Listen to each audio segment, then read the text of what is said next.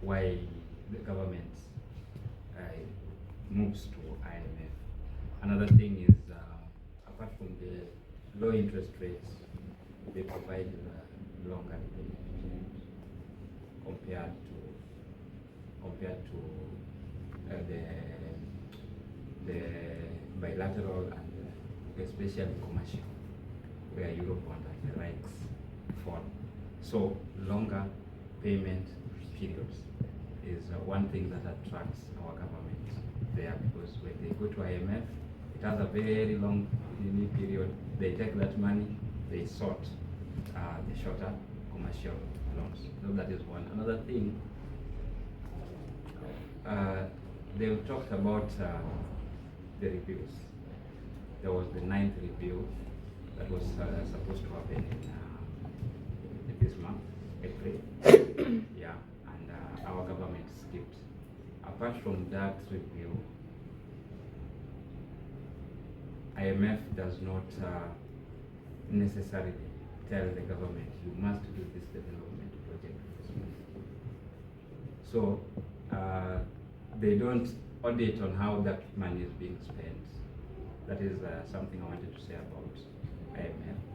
Auditing, per se, what they will see, what IMF is interested in is how are you going to repay our loan. Okay? Because we've said before that those who are involved in the decision making, African countries, are not represented in those decision making tables.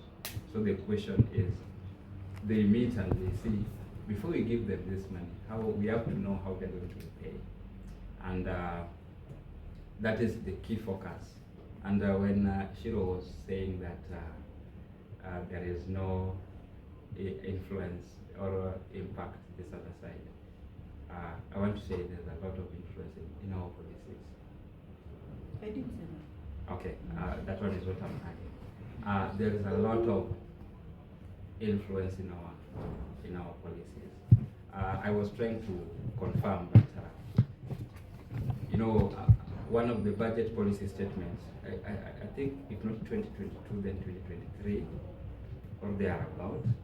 If you go to a document, a policy, a national policy document, and you see one of the people that are being acknowledged, even in your thesis or your research work, kazi ya organization that you are doing a research, the people that are being acknowledged there, what does it mean?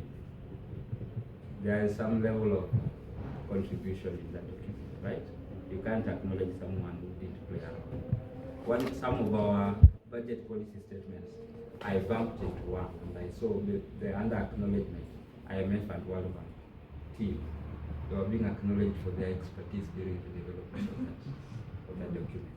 It is in some of the documents. That means, in one way or the other, they influence how these policies are being made, and we are privileged somehow to have some meetings to have some meetings with the IMF, or Kenyan office, and there is something going on currently in Naitwa, the governor's diagnostic review. There's something going on that they know about it. That informs our engagement with the IMF office, and it is categorical from IMF. That was supposed to inform the 9th review. They were saying that Kenya has failed based on the conditionalities they set and the expectations that they had. All right. If you were keen last year,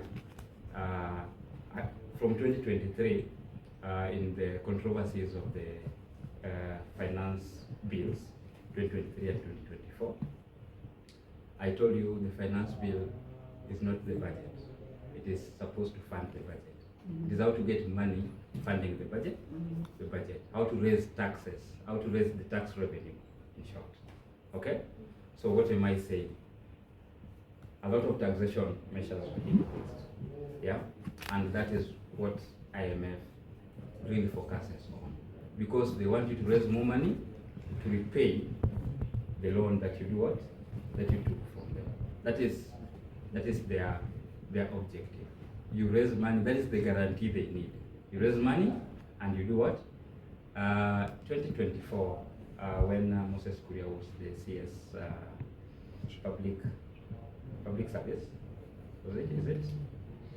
He said public service will not be hiring.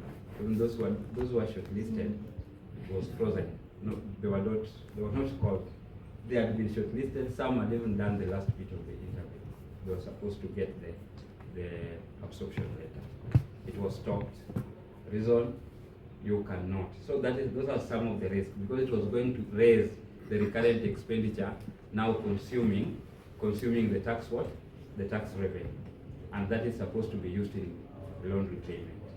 Last year alone, the budget this year that is ending, we were supposed to, in our loan repayment, we were supposed to do 1.85 trillion. In this one, that is supposed to start in July 1st, it is 1.6 trillion that we are supposed to use in servicing debt. Okay? So, what am I saying? When we focus on this employment in our country, youth, we are saying the number of youths currently is 70% of the Kenyan population, 70 or so percent, around there. If we continue with IMF, there's a risk, because in their program or in their conditionalities, the wage bill should not increase, and that is coming on the employment opportunities. Or if we want to get employed, we won't be working in government. We have to look for alternative employment opportunities as young people. So if we were aspiring to maybe work in the treasury, where in government entities, that is, according to IMF conditionalities, that is not going to happen anytime soon. Yeah? And CS told us up to 2037 is when we can start thinking of a remit. Okay? So that is what I wanted to bring, that context in terms of how they affect us. Thank you, John.